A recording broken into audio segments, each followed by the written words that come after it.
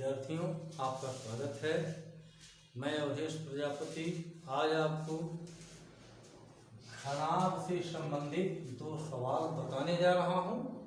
देखिए, पहला क्वेश्चन है,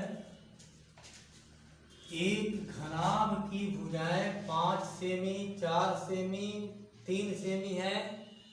घनाभ का आयतन, संपूर्ण पृष्ठ तथा विकर्ण ज्ञात कीजिए। यहाँ घनाभ का आयतन, संपूर्ण पृष्ठ और विकर्ण तीनों ज्ञात करना है। आइए इसको हल करते हैं। सबसे पहले भुजाएं दिया है घनाभ का, उसको लिखेंगे। लंबाई L बराबर दिया है 5 सेंटीमीटर, कामा चौड़ाई B बराबर 4 सेंटीमीटर और ऊंचाई H बराबर है 3 सेंटीमीटर। अब घनाभ का आयतन ज्ञात करते हैं। लिखेंगे घनाभ का आयतन बराबर, सूत्र लिखेंगे L into B into H बराबर हो जाएगा 5 गुणे 4 गुणे 3 बराबर 5 चौक को 20 60 घन सेंटीमीटर। ये घनाभ का आयतन प्राप्त हुआ। अब क्या ज्ञात करना है? संपूर्ण पृष्ठ ज्ञात करना है। लिखेंगे घनाभ का संपूर्ण पृष्ठ बराबर, सूत्र लिखेंगे 2 into LB plus BH plus HL equal to 2 into L 5 गुणे B 4 प्लस B 4 गुणे H 3 प्लस H 3 गुणे L 5 बराबर 2 गुणे 5 चौक का 20 प्लस 4 तिहाई 12 प्लस 5 तिहाई 15 बराबर 2 गुणे 20 12 32 10 42 5 47 बराबर, गुणा करेंगे 2 सते 14 1 और 2 चौक 8 1 9 यानी 94 वर्ग सेंटीमीटर। संपूर्ण पृष्ठ का मतलब संपूर्ण पृष्ठीय क्षेत्रफल की इकाई वर्ग इकाई है। और तीसरा, घनाभ का विकर्ण। घनाभ का विकर्ण याद करना है तो घनाभ का विकर्ण बराबर होता है, सूत्र under root L square plus B square plus H square equal to under root L means 5 square plus B means 4 square plus H 3 square equal to under root 5 का स्क्वायर 25 प्लस 4 का स्क्वायर 16 प्लस 3 का square 9 बराबर, करड़ी में 16 plus 9 25 plus 25 50 और 50 को आप लिखेंगे करड़ी में 25 गुणे 2 25 का वर्गमूल 5 5 करड़ी के बाहर करड़ी के अंदर 2 सेंटीमीटर। ये हो गया घनाभ का विकर्ण। अब आइए अगला क्वेश्चन है, यदि एक आदमी को 10 घन मीटर हवा की आवश्यकता हो तो 15 मीटर लंबे, 8 मीटर चौड़े और 10 मीटर ऊंचे कमरे में कितने आदमी रह सकते हैं?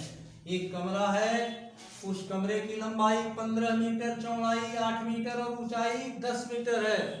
उस कमरे में कितने आदमी रह सकते हैं जबकि एक आदमी को 10 घन मीटर हवा की आवश्यकता होती है? तो आइए, कमरे के अंदर खाली जगह होता है, उस खाली जगह में वायु भरी होती है, उस हवा का आयतन ज्ञात करते हैं। तो उस हवा का आयतन क्या होगा? कमरे का आयतन ही उस हवा का आयतन होगा। तो इसको हल करते हैं। कमरे की लंबाई L बराबर क्या दिया है? 15 मीटर, चौड़ाई B बराबर 8 मीटर, ऊंचाई H बराबर 10 मीटर। कमरे का आयतन ज्ञात करेंगे। कमरे का आयतन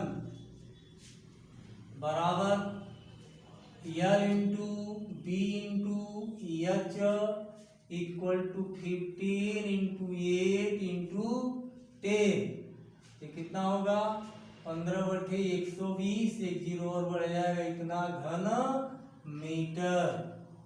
यह गुणा करने की आवश्यकता नहीं है क्योंकि लास्ट में भाग देना इसी रूप में हो रहने दिया जाए। तो कमरे का आयतन 15 गुणे 8 गुणे 10 घन मीटर मिला। एक आदमी को आवश्यक वायु, एक आदमी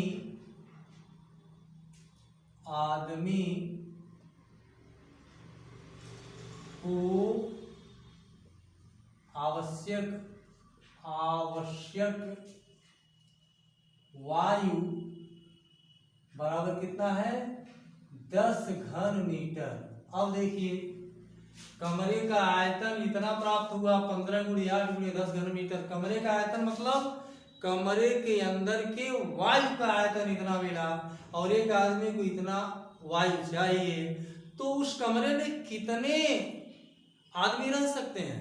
तो कमरे में जो वायु है उसके आयतन में एक आदमी को जितना वायु की आवश्यकता उससे अगर भाग दे दें तो उसमें कितने आदमी रह सकते हैं उनकी संख्या मालूम हो जाएगा।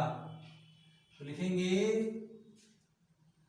कितने आदमी रह सकते हैं, यानी आदमी की संख्या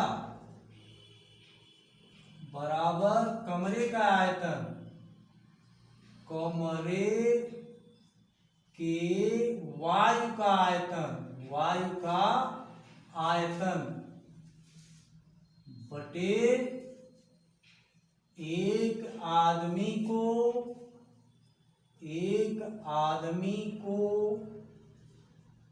आवश्यक वायु तो बराबर कमरे के वायु का आयतन माने कमरे का आयतन 15 गुणे 8 गुणे 10 घन मीटर बटे एक आदमी को आवश्यक वायु 10 घन मीटर। घन मीटर से घन मीटर कट जाएगा, इससे कट गया। 15 गुणे 8 बराबर कितना 120, अर्थात उस कमरे में कितने आदमी रह सकते हैं 120 आदमी रह सकते हैं। उस कमरे में 120 आदमी को रहने के लिए वायु उपस्थित है।